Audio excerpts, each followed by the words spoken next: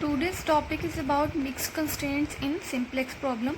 We have already done in our last video greater than and less than type of constraints.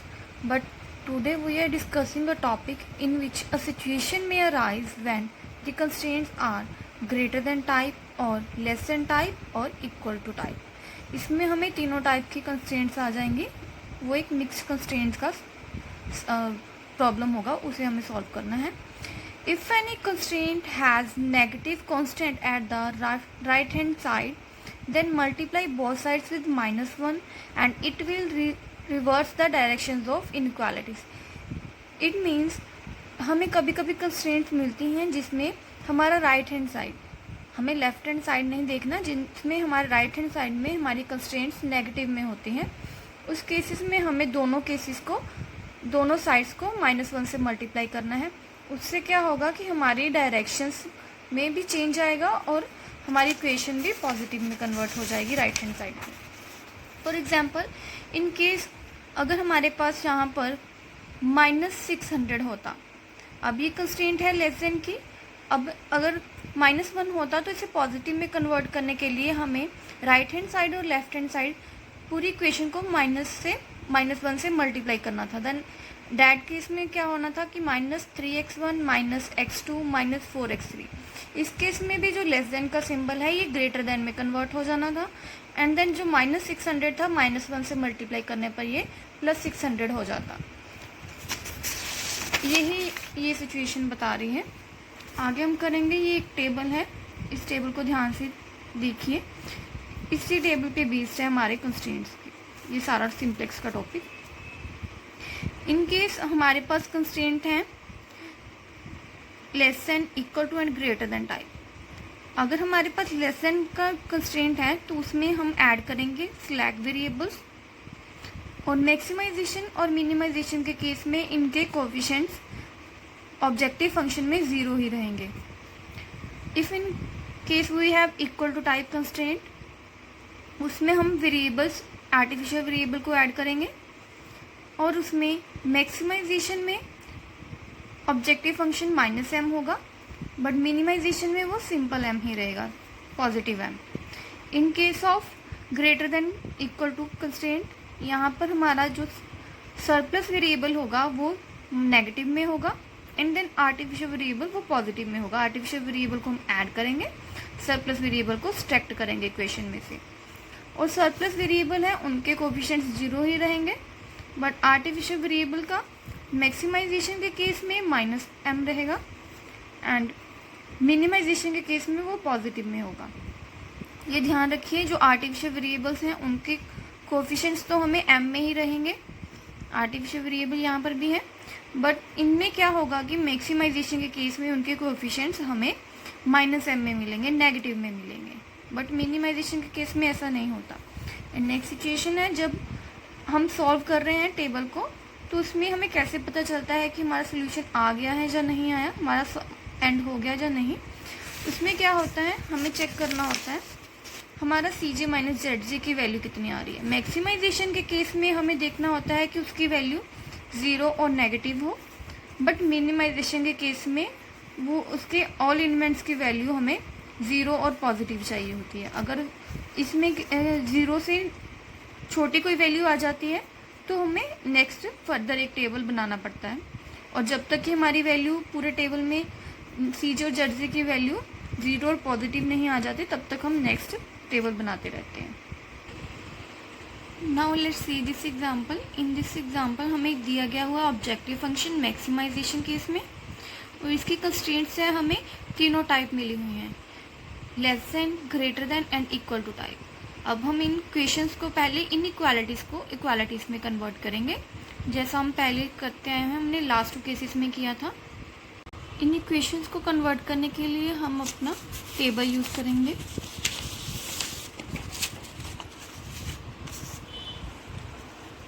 इस table में हम देखेंगे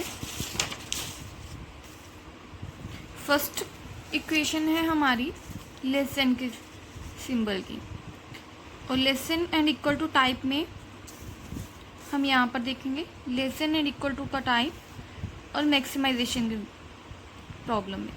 because हमारा objective function maximize Z था यहाँ पर, maximize Z and less than equal to type. इसमें हम ऐड करते हैं स्लैक वेरिएबल, इसलिए अब हम फर्स्ट इक्वेशन में स्लैक वेरिएबल को ऐड करेंगे।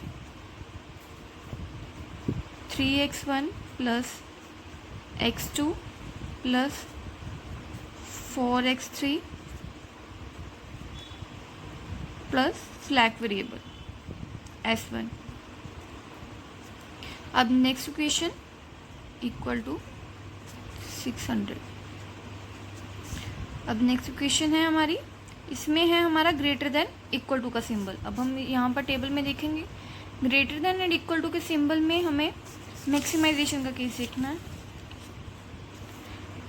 ग्रेटर देन इक्वल टू के सिंबल में subtract surplus variable and add an artificial variable. हमें यहाँ पर सरप्लस वेरिएबल को लेस करना है और आर्टिफिशियल वेरिएबल को ऐड करना है। सेकंड इक्वेशन है हमारी 2x1 plus 4x2 plus 2x3 minus surplus variable plus artificial variable equal to 480। ऐसे ही हमारी थर्ड इक्वेशन है वो है इक्वालिटीज़ में, और जो इक्वल टू की हमारी कंस्ट्रेंट्स हैं उसमें हमें सिर्फ आर्टिफिशियल वेरिएबल ही ऐड करना है। थर्ड कंस्ट्रेंट में हम आर्टिफिशियल वेरिएबल ऐड कर देंगे 2x1 plus 3x2 plus 3x3 plus artificial variable a2, because a1 हमने ऊपर वाली इक्वेशन में ऐड कर दिया है। अब इक्वल टू 540। अभी ये आप रफ वर्क में कर सकते हैं बिकॉज अभी हमें कंस्ट्रेंट को इक्वालिटी में कन्वर्ट करना है। जैसे हमारा यहाँ पर नेगेटिव में हमने सरप्लस ऐड किया था, ये s2 होगा बिकॉज s1 हमने ऊपर इक्वेशन को दिया है तो ये s2 होगा। ऐसे ही हमें सारी इक्वेशंस को इक्वालिटीज़ में कन्वर्ट करना है। उसके लिए अब हम देखेंगे कि ये सभी के सभी वेरिएबल्स हर एक इक्वेशन में आ जाएं। अब हम न्यू बनाएंगे 3x1 plus x2 plus 4x3 plus s1। अभी नेक्स्ट कंस्ट्रेंट में हमारे पास s2 है, इसलिए ऊपर हम लिख देंगे प्लस 0s2, और हमारे पास वेरिएबल और है artificial variable a1 and a2 भी है, उसे भी यहाँ पर लिखेंगे बट लिखेंगे 0 के साथ, 0a1 plus 0a2 equal to 600। ऐसे ही second constraint 2x1 plus 4x2 plus 2x3 plus अभी s1 ऊपर है तो नीचे 0s1 minus s2 plus a1 plus 0a2। ऊपर हमने 0 ही लिखा था बिकॉज यहाँ पर a1 का वेरिएबल हमने ऐड नहीं किया था। Then equal to 480। ऐसे ही third constraint 2x1 plus 3x2 plus 3x3 plus 0s1 plus 0s2 plus 0a1, यहाँ पर a2 है इसलिए हम a2 plus a2 equal to 540। ऐसे अब हम बनाएंगे इसका ऑब्जेक्टिव फंक्शन। मैंने ऑलरेडी लिख दिया है मैक्सिमाइज जेड का ऑब्जेक्टिव फंक्शन। इसके लिए हमने इक्वेशन ली पहले 2x1 plus 3x2 plus 4x3 लिखकर इन्हें, फिर हमने इसमें वेरिएबल्स ऐड किए जो हमने यहाँ पर ऊपर अपनी इक्वेशंस में लगाए थे, जैसे s1, s2, a1 and a2, वो सभी मैंने यहाँ पर लिख दिए s1, s2, a1 and a2। उसके साथ मैंने लगाए हैं उनके coefficient 0s1, 0s2, -m and -m। जैसे हमारी इस टेबल में थे ना हमारे कोएफिशिएंट्स मैक्सिमाइजेशन के केस में स्लैक वेरिएबल के साथ 0, सरप्लस वेरिएबल के साथ भी 0, आर्टिफिशियल वेरिएबल के साथ -m। ऐसे ही मैंने इसमें लगा दिया आर्टिफिशियल वेरिएबल के साथ -m और सरप्लस और स्लैक के साथ 0। और ऑब्जेक्टिव फंक्शन में हमारे सरप्लस और स्लैक दोनों पॉजिटिव रहते हैं। और ऐसे मैंने अब हम बनाएंगे आगे टेबल। इस टेबल में हमें वेरिएबल्स और सॉल्यूशन वैल्यूज़ का कॉलम बनाना है पहले। उसके बाद हम कॉलम बनाएंगे जितने हमारे वेरिएबल्स हमने ऐड किए हैं और जितने ऑलरेडी थे। फॉर एग्जांपल जैसे हमारे पास था x1 plus x2 plus x3 and उसके बाद हमने यहाँ पर लिया था s1। जैसे यहाँ पर फर्स्ट इक्वेशन में s1 था, सेकंड में फिर s2 था और उसके अलावा हमारे पास a1 और a2 भी है। अब हम लिख देंगे a1 एंड a2। यहाँ पर हम कैलकुलेट करेंगे मिनिमम रेशियो और इसके ऊपर हम लिखेंगे इनके कोएफिशिएंट्स की वैल्यू, और वो वैल्यू हम लेंगे ऑब्जेक्टिव फंक्शन में से। यहाँ पर जैसे हमारा ये ऑब्जेक्टिव फंक्शन है, हमने लिखा हुआ x1 की वैल्यू है यहाँ पर 2, x2 की 3, x3 की 4, s1 की है 0, s2 की भी 0, a1 है -m, यहाँ पर लिखेंगे हम -m, a2 भी -m। ऐसे हमने यहाँ पर इनके कोएफिशिएंट लिख दिए। अब हम यहाँ पर लिखेंगे बेसिक वेरिएबल्स। बेसिक वेरिएबल्स वो होते हैं जो हमने अपने इक्वेशंस में लिखे हुए हैं और वो पॉजिटिव में हैं। जैसे हमने यहाँ पर लिखा हुआ है s1, s2, a1 and a2, ये 4 वेरिएबल्स हमने इक्वेशंस में ऐड किए हैं, बट यहाँ पर हमारे पास s2 जो है वो माइनस में है, इसलिए हम इसको नहीं लेंगे। इसे छोड़कर जो हमारे वेरिएबल्स हैं उनको हम यहाँ पर ऐड कर देंगे। बेसिक वेरिएबल है हमारा यहाँ पर s1 एंड देन a1, ये भी पॉजिटिव में था, a2 ये भी पॉजिटिव में था, ये हमने लिख दिए। अब इनके साथ हम लिखेंगे सॉल्यूशन वैल्यूज़। सॉल्यूशन वैल्यूज़ है हमारी ऑब्जेक्टिव फंक्शन के साथ ही 600, 480 और 550 दोनों में से इसमें भी आपको इजी लग रहा हो वहाँ से चेक कर लें, क्योंकि ये इक्वेशन है, इनको यहाँ पर एक्सटेंड करके लिखा हुआ है। जैसे 0 s1 0 s2 इसमें ऐड किया हुआ है, बिकॉज यहाँ पर हमारे पास s1 की वैल्यू एक इक्वेशन में है तो दूसरे में s2 है, इसलिए जहाँ से भी आपको इजी लगे। और अब s1 की ऑब्जेक्ट इक्वेशंस की वैल्यू है 600। सेकेंड इक्वेशन से हमने a1 लिया है पॉजिटिव, तो वो है 480। थर्ड है a2 540।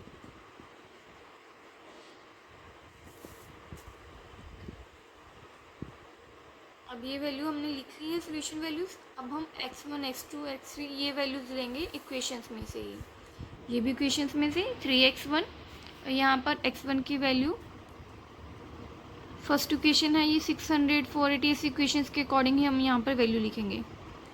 x1 है 2, यहाँ पर फिर 4, x3 है 4, s1 है 1, s2 है 0, a1 है 1,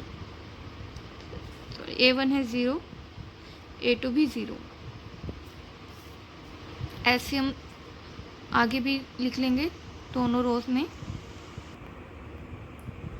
अब ऐसे मैंने पूरे टेबल में वैल्यूज़ लिखी हैं इक्वेशन से। सेकंड इक्वेशन से 2, 4, 2 एंड ऐसे ही 2, 4, 2 ऐसे पूरी इक्वेशन में वैल्यू फिल कर दी है, और a2 की भी। अभी यहाँ पर हम देखेंगे CG के साथ हमें इन वेरिएबल्स के कोएफिशिएंट्स भी लिखने हैं। s1 का कोएफिशिएंट क्या है 0 एंड a1 और a2 का है -m। हम लिखेंगे ZG की वैल्यू। ZG की वैल्यू के लिए हमें चाहिए CJ multiply by solution values. अभी सॉल्यूशन वैल्यूज़ के कॉलम के लिए 600 multiply by 0 plus 480 multiply by -m plus 540 multiply by -m। अब इन सभी को मल्टीप्लाई के बाद टोटल करना है और वो आ रहा है -1020m। ऐसे ही इसको करेंगे x1 के कॉलम के लिए 3 multiply by 0 plus 2 multiply by -m plus 2 multiply by -m। ये बन गए 2 to 4m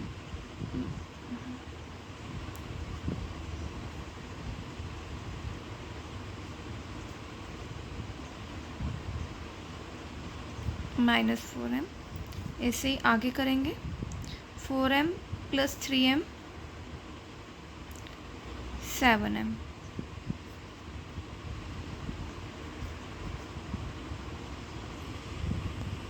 -7m। ऐसे ही आगे करेंगे 4 × 0 + 2 × -m 3 × -m। अब आ गया 5m -5m।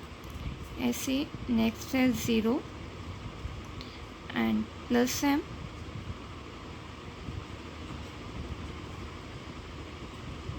एंड देन ×1 ×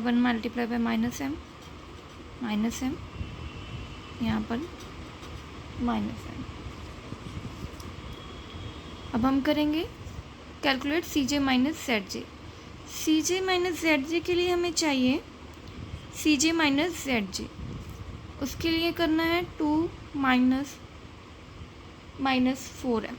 अब हम देखेंगे अभी 2 सिम्बल्स आ गए हमारे 2 माइनस, देन हमें करना है -4m। अब माइनस माइनस प्लस हो गया 2 + 4m 2 + 4m।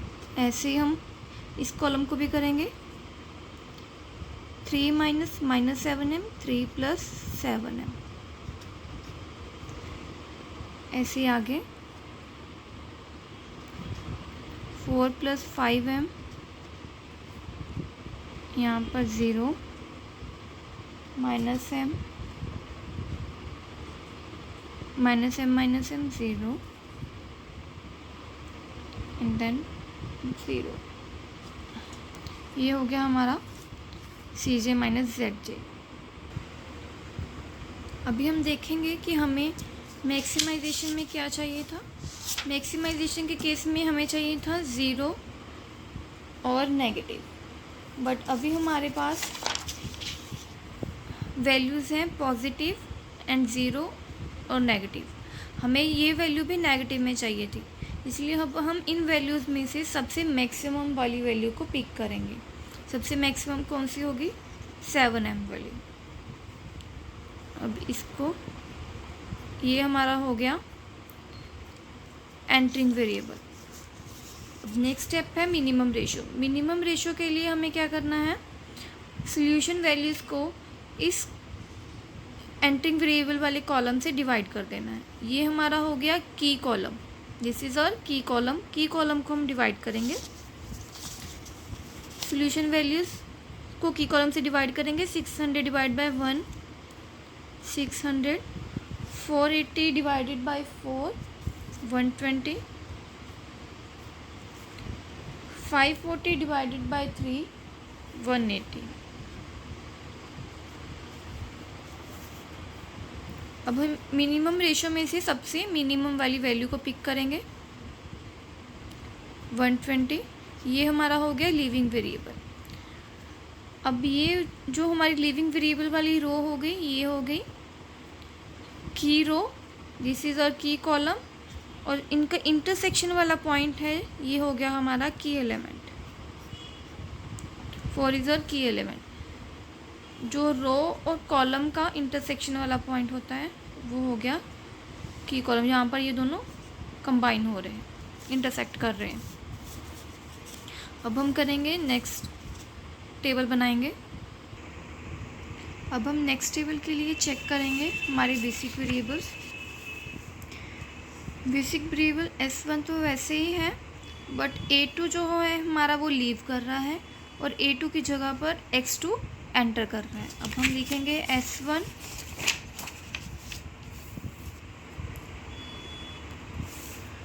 एंड A1 की जगह पर लिखेंगे X2 एंड देन A2। अब इनके लिखेंगे हम कोफिशिएंट्स। S1 0, X2 के लिए कोफिशिएंट है 3, A2 के लिए है -7। अब हम बनाएंगे हमारे रोज़ के लिए जो हमारी की एलिमेंट वाली रो है वो तो हम इस रो के हर एक डिजिट को की एलिमेंट से डिवाइड कर देंगे तो हमारी न्यू रो बन जाएगी। 480 डिवाइडेड बाय 4 120। ऐसे ही आगे करेंगे 2/4 1/2 4/4 1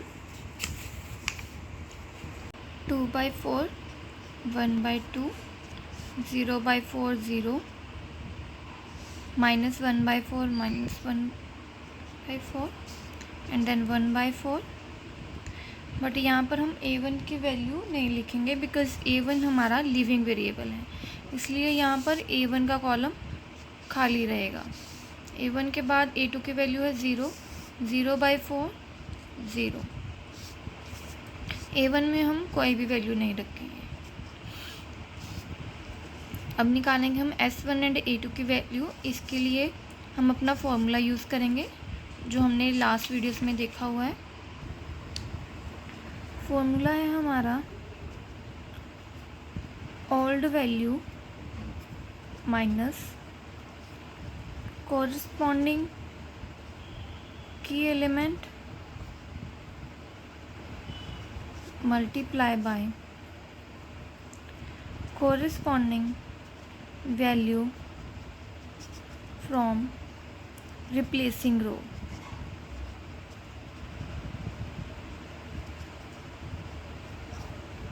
इसके लिए अब हमें S1 की अगर वैल्यू निकालनी है, S1 की रो की, इसके लिए हम देखेंगे कि S1 के लिए सॉल्यूशन वैल्यूज़ की ओल्ड वैल्यू क्या थी। ओल्ड वैल्यू थी इसकी 600।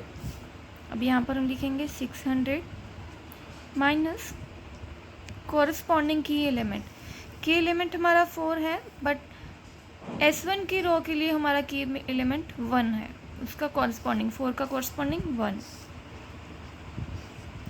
Multiply by corresponding value from replacing row. हमारी जो रिप्लेसिंग रो A1 है, न्यू रो हमारी x2 है, इसकी कॉरस्पॉन्डिंग वैल्यू लेंगे सॉल्यूशन वैल्यूज़ की, बिकॉज x2 की अब हमारी A1 कन्वर्ट होकर रिप्लेस होकर x2 के साथ रिप्लेस हो गई है। अब हम न्यू वैल्यू लेंगे 120। अब इसे सॉल्व करेंगे 600 माइनस 120 480।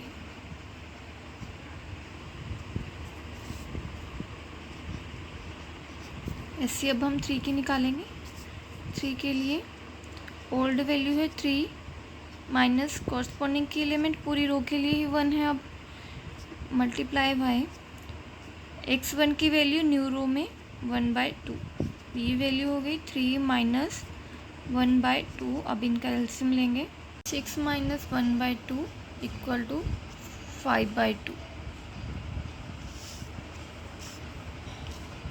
अब ये हो गया हमारी वैल्यू 5/2 x1 के। ऐसे हम सारी रो को कंप्लीट कर लेंगे। अब हम इसे कंप्लीट कर लिया है तो A2 को भी कंप्लीट करेंगे। A2 के लिए भी यही फॉर्मूला अप्लाई करेंगे। अब पहले देखेंगे कि सॉल्यूशन वैल्यू की ओल्ड वैल्यू क्या थी। इसकी ओल्ड वैल्यू थी 540 माइनस कॉरस्पॉन्डिंग की एलिमेंट। अब 540 के लिए कॉरस्पॉन्डिंग की एलिमेंट होगा 3। ये हमारा की एलिमेंट है तो इसके कॉरस्पॉन्डिंग ये हो गया 3 इंटू। अब इसके साथ हम लिखेंगे हमारी जो रिप्लेसिंग रो की वैल्यू। रिप्लेसिंग रो है हमारी x2। अब इसमें की सॉल्यूशन की वैल्यू है 120 इंटू 120। अब ये हो गया 540 360। इसकी वैल्यू आएगी 180। ऐसे ही इस रो को भी की एलिमेंट हम लेंगे 3 और उसी के साथ कॉरस्पॉन्डिंग हम न्यू रो के रिप्लेसिंग रो की वैल्यू से मल्टीप्लाई करेंगे और फिर ओल्ड वैल्यू में से उसे माइनस कर देंगे। ऐसे ही हम A2 को भी कंप्लीट कर लेते हैं। अब हम फाइंड करेंगे ZG की वैल्यू। जेड की वैल्यू के लिए जैसे हमने लास्ट टेबल में फाइंड किया था वैसे ही उसके कॉलम को उसके कॉरस्पॉन्डिंग सीजे से मल्टीप्लाई करना है एंड देन मल्टीप्लाई करने के बाद पूरे कॉलम का टोटल कर देना है। ऐसे करेंगे 480 multiply by 0 plus 120 multiply by 3 plus 180 multiply by -m। अब इसका टोटल आएगा 360 माइनस 180m। अब हम फाइंड करेंगे x1 की वैल्यू। x1 की वैल्यू के लिए फिर हम मल्टीप्लाई करेंगे 0 multiply 5/2 plus 3 multiply by 1/2 minus m multiply by 1/2। वैसे यहाँ पे लिखिए 0 multiply by 5/2 plus 3 multiply 1/2 plus minus m multiply by 1/2। अब इसको काउंट करेंगे 0 प्लस 3/2 प्लस माइनस m/2। अब एलसीएम लेंगे 3 माइनस m/2।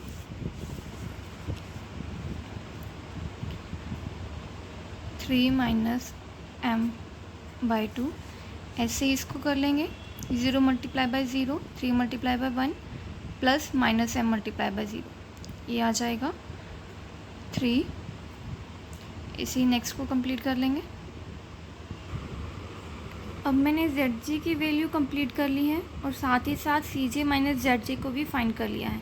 इसके लिए हम करेंगे, ये हमारे CJ की वैल्यू है माइनस ZJ की वैल्यू। अब 2 माइनस इसे ब्रैकेट में लेके इसे माइनस करेंगे तो इसका आंसर ये आएगा। तो ये वैल्यूज़ हमने फाइंड कर ली हैं। अब हम फिर से चेक करेंगे क्योंकि ये ज़ीरो और नेगेटिव में आ गए हैं, बिकॉज हमें मैक्सिमाइजेशन में ज़ीरो और लेस देन ज़ीरो वैल्यू चाहिए होती है CJ माइनस ZJ की, और तब हमारा आंसर आ जाता है, वो हमारा फाइनल टेबल होता है। बट इसमें क्या है, ज़ीरो तो है बट मैक्सिमम पॉजिटिव में भी वैल्यूज़ हैं, इसलिए अब हमें फर्दर सॉल्व करना पड़ेगा। इसके लिए अब हम फाइंड करेंगे सबसे बड़ी वाली वैल्यू। इनमें से सबसे बड़ी वाली वैल्यू कौन सी है, 5 + 3m। 3m और 3m यहाँ पर दोनों 3m ही है, बट इनके साथ पॉजिटिव में +3 है और यहाँ +5 है, बिकॉज हम इज्यूम करके चलते हैं कि m बहुत बड़ी वैल्यू है। अगर लेट इज्यूम करें कि m is 100, then that would be 300 + 5 305 and this will be 300 + 3 303। इससे ये हमारी वैल्यू लार्जेस्ट बन गई। अब ये हमारा हो गया की कॉलम। अब इस की कॉलम में हम इस कॉलम के हेल्प से मिनिमम रेशो निकालेंगे। उसके लिए हमें क्या चाहिए, सोल्यूशन वैल्यूज़ डिवाइडेड बाय की कॉलम मिनिमम रेशो के लिए।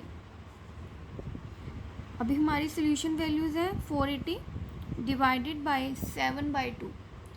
अब इस ये आ जाएगा 160। ऐसे ही 120 डिवाइडेड बाय 1/2 240। 180 डिवाइडेड बाय 3/2 हो जाएगा 120। अब इनमें सबसे लीस्ट है 120। ये हो गया हमारा लीविंग वेरिएबल। सबसे लीस्ट वैल्यू को पिक करेंगे, वो है हमारा लीविंग वेरिएबल, और ये है हमारा एंटरिंग वेरिएबल। x3 एंटर करेगा और a2 लीव करेगा। अब ये हमारी हो गई key row and this is our key column, और इनका इंटरसेक्शन वाला पॉइंट 3/2 ये हमारा है की एलिमेंट। अब की एलिमेंट के बेस पे हम नेक्स्ट कॉलम बनाएंगे। Let's see. अब मैंने टेबल को प्रिपेयर कर लिया है। इसमें मैंने x3 लिया है बिकॉज़ यहाँ पर हमारा जो a2 था वो लीविंग वेरिएबल था। a2 ने लीव कर दिया और उसकी जगह पर x3 आ गया। a2 की जगह पर हमने यहाँ पर x3 लिख दिया है, और फिर a2 का हमने कॉलम नहीं बनाया, वो कॉलम डिलीट हो गया बिकॉज़ यहाँ पर भी हमने आर्टिफिशियल वेरिएबल को रिमूव कर दिया था। अब ऐसे ही हम यहाँ पर बनाएंगे की एलिमेंट से अपनी रो। हमारी की एलिमेंट वाली रो थी a2 लास्ट रो। अब इसी के बेसिस पे हम ये रो बनाएंगे जैसे हमने लास्ट 2 टेबल्स में बनाई थी। 180 डिवाइडेड बाय 3/2। ऐसे ही बनाएंगे। 180 डिवाइडेड बाय 3/2, देन ये रिप्लेस हो गया 120। सोल्यूशन वैल्यू हमारी आ गई 120। ऐसे हम इस पूरी रो को कंप्लीट कर लेंगे। x1 की वैल्यू है 1/2 और डिवाइड करना है हमें 3/2 से। अब हम अगर डिवाइड करेंगे 1/2 डिवाइड बाय 3/2, देन ये फ्रैक्शन चेंज हो जाएगा। 3/2 था, ये 2/3 हो जाएगा। डिवाइड 1/3 आ गई वैल्यू x1 की। ऐसे ही x2 की वैल्यू भी फाइंड करेंगे। x2 की वैल्यू है ऊपर 0 डिवाइड बाय 3/2, एंड इसकी वैल्यू हो जाएगी 0। अब 0 को किसी भी चीज़ से डिवाइड करेंगे तो वो 0 ही आ जाएगा। ऐसे ही हम आगे फाइंड करेंगे। 3/2 डिवाइड बाय 3/2 तो 1। S1 की वैल्यू फाइंड करेंगे 0 बाय 3/2 0, देन S2 की वैल्यू है 3/4 डिवाइडेड बाय 3/2 3/4। यहाँ पर फ्रैक्शन चेंज हो गया 1/2। अब हम अपना फॉर्मूला यूज़ करते हुए इन दो रोज़ को बनाएंगे। हमारा फॉर्मूला है ओल्ड वैल्यू माइनस कॉरस्पॉन्डिंग की element into corresponding value from replacing row. इसी के बेसिस पर जैसे हमने सेकंड और फर्स्ट टेबल में बनाई थी रोज, वैसे ही हम इस टेबल में भी बनाएंगे। फॉर्मूले को यूज़ करते हुए मैंने अपनी S1 की रो प्रिपेयर कर ली है, S1 वाली। वैसे ही ओल्ड वैल्यू, सारी ओल्ड रो मैंने लिख ली पूरी की पूरी। जैसे यहाँ पर था S1 की ओल्ड रो 480 5/2 0 7/5, ऐसे 480 5/2 0 माइनस उसका कॉरस्पॉन्डिंग की एलिमेंट। इनका कॉरस्पॉन्डिंग की एलिमेंट कौन सा है? ये हमारा कॉरस्पॉन्डिंग की एलिमेंट इसके लिए 7/2 है। 7/2 पूरी रो के लिए 7/2 ये हो गया।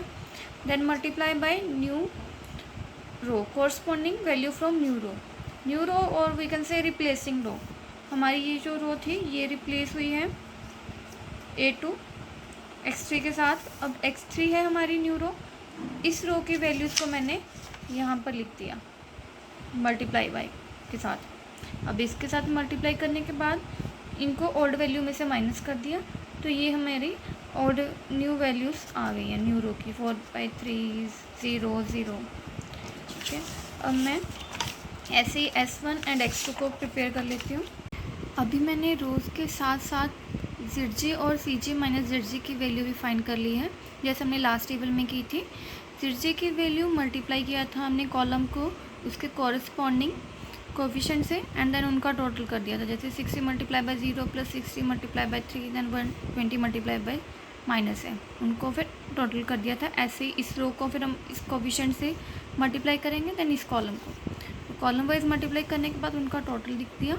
और CJ एंड ZJ, CJ ये हमारी वैल्यू है माइनस ZJ, माइनस करके हमारा इतना वैल्यूज़ आ गई। अब हम देखेंगे कि ये हमारी वैल्यू 0 और लेस देन 0 है, बिकॉज हमें वैल्यू 0 और नेगेटिव में चाहिए होती है मैक्सिमाइजेशन के केस में।